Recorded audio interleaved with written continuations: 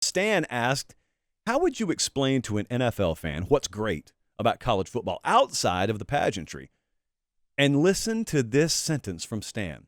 He said, I feel like the athletic imbalance and the NFL has a fluorescent light cubicle feel to me. Yes, Stan. Yes, immunity. That's perfectly stated.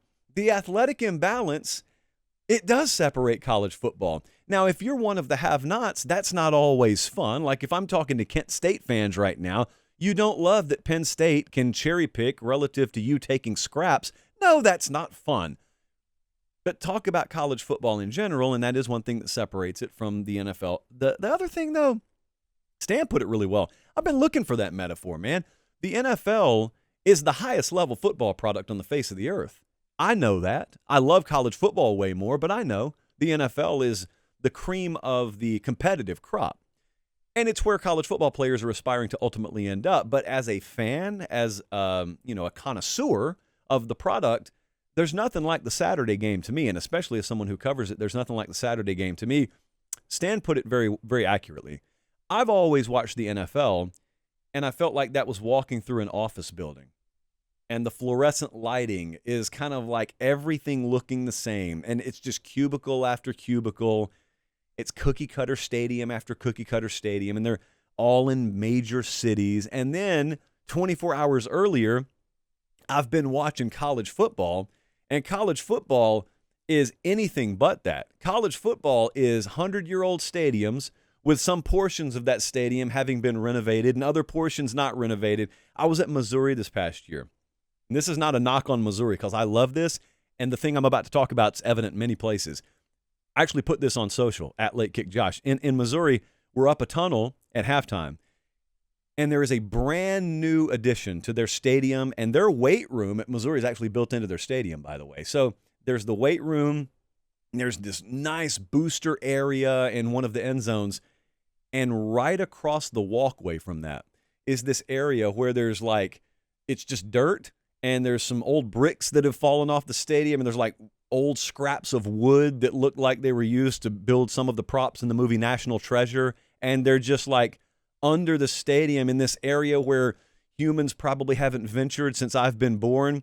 And you look to one side, and it's palatial, and you look to the other side, and it's landfill, and that's perfect encapsulation of what college football stadiums are like. It looks like just pieces of Lego or a Erector set that were put together in different periods.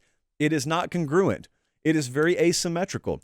The conferences don't even have the amount of teams that the name suggests they have in them. And that's not a new thing. That's been the case forever. Imagine explaining the Big 12. Imagine telling people there were once 12 teams, then it went to 10, but then it ballooned to 14, but then it got rated down to 8, but now it's at 16. That's the story of the Big 12.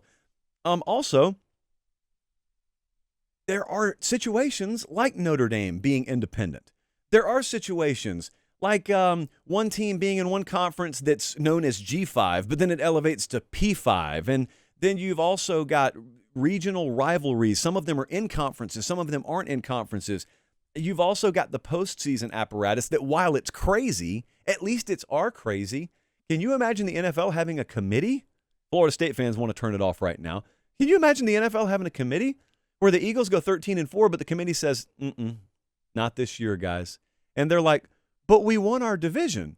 And they're like, we know, but Jalen Hurts, you hear what his last name, do you know what the first 4 letters of his last name is? He's hurt. We're not putting you in the playoff. Yeah, college football is a different world, man, different world. And I don't think I know there's nothing out there like it. So there's some good and some bad with that.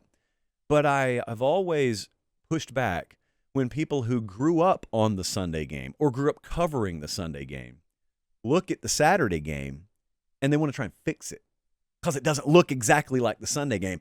Some of the ideas are good.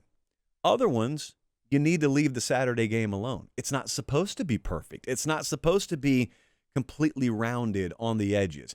There should be some sharp edges here and there. There should be some uneven portions here and there. It's college football.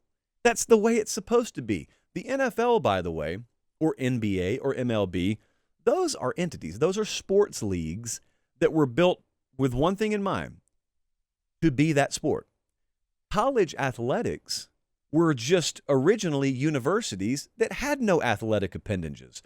And they were in different parts of the country, and some of them were around 100 years before some of the others existed.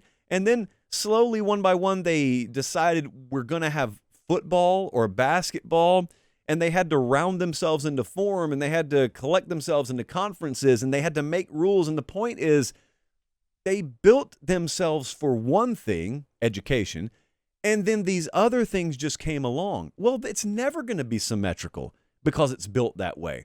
The NFL was not originally built to be, a bunch of brokerage houses, and then one by one they decided, hey, let's have a football team. Well, the NFL would look really weird if that's the way it was built. So I don't hate on it.